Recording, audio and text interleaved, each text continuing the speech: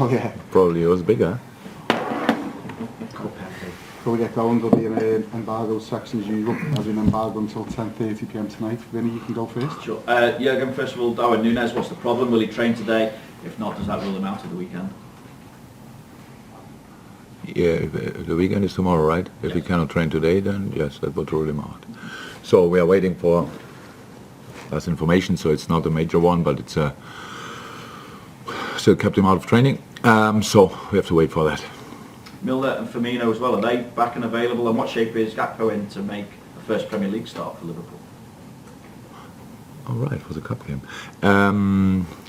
Millie did yesterday big parts of training and will be back in normal training today. Bobby not. And Stefan will be back in training today. So he was out for it. Got a knock on the hip bone, which is quite uncomfortable, but he will be back as well. So that's it pretty much. Brighton immediately below you in the table. Saw them against Everton, they moved the ball really well. The fact that they're challenging for European spots as well, and you've got ground to make up on the top four, what does that say about how important this game is to both sides, really?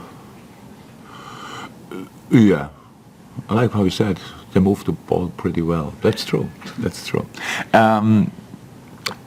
Yeah, for us, it's can we make any difference between the games? I'm not sure. So all the games are really important. That's a very, very important game for us, for different reasons. So it's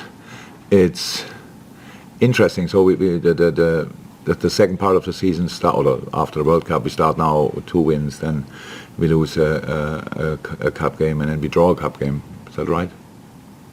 A little bit like that, and no, we lose a league game and then we draw a cup game. So it's kind of mixed, but it's not. The results are the results, but of course there were parts of performances we didn't like. That's true as well.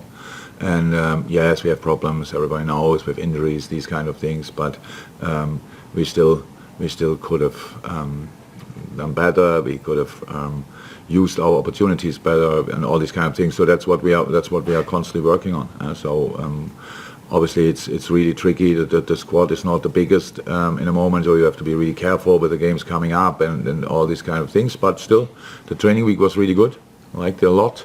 And Brighton requires a specific kind of respect because I don't think anybody underestimates them anymore. But still, it's just important to know that they are.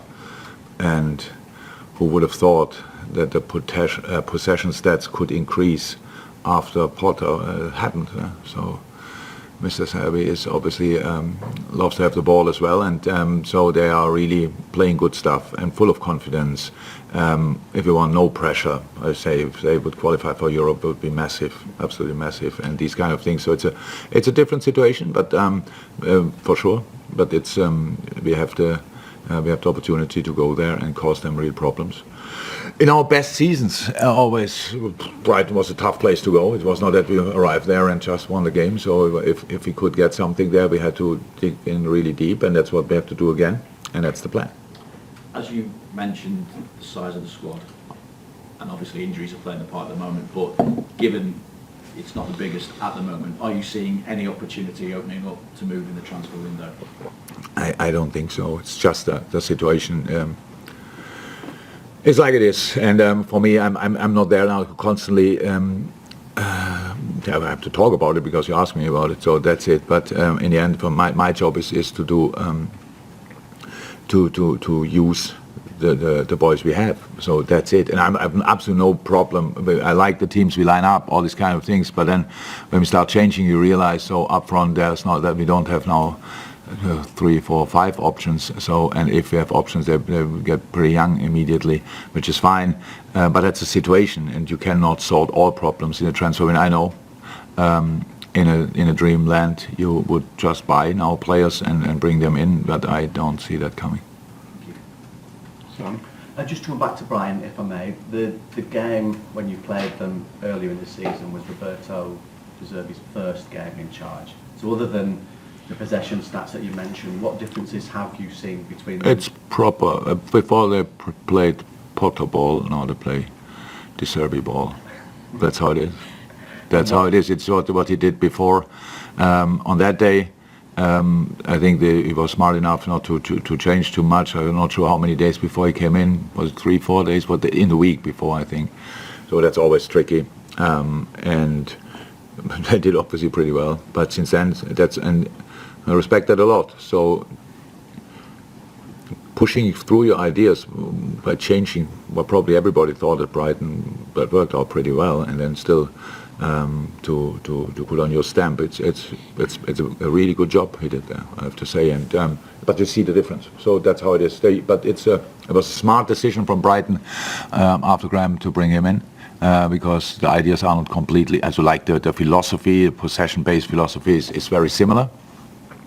So very smart decision, and obviously he's doing incredibly well. And you can see when things are clicking, then everybody is like 10-20% better all of a sudden again. So it's like confidence changed everything in football, and they are full of confidence. And we saw the Arsenal game when they lost 4-2. It was a top game, and I think they had 67% possession or something like that. So Brighton. Arsenal scored 3 counter-attacking goals.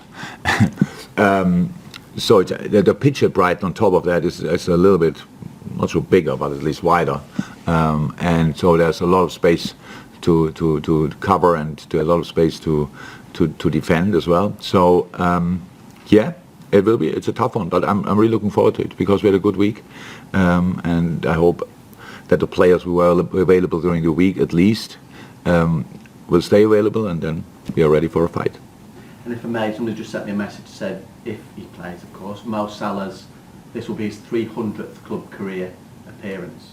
So I suppose if I'm going back to his first game, the comparisons from when Mo first arrived and that 3-3 draw against Watford to where he is now. The 3-3 against Watford was Mo's first game. That was his debut, I think, wasn't it? Yeah. Okay. Yeah, a few things happened in between then and now. So, yeah. Oh my God, what a journey. Yeah, I would say his dreams and our dreams came true in that period, but it's not over yet. Mo looks more sharp, more is fit.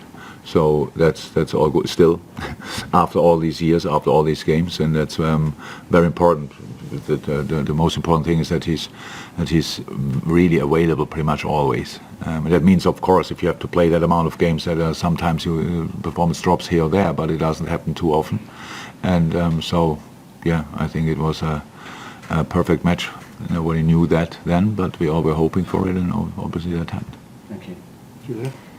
Jürgen, with Bobby, were you hoping to have him available by now? I'm trying to think back to when we first asked you, and it was like early January, and perhaps you were hoping to bring back training. So yeah. how far away is he? Oh, still a little bit. So it's in the first moment. So it was like a little injury, where the estimated 10 days, 2 weeks.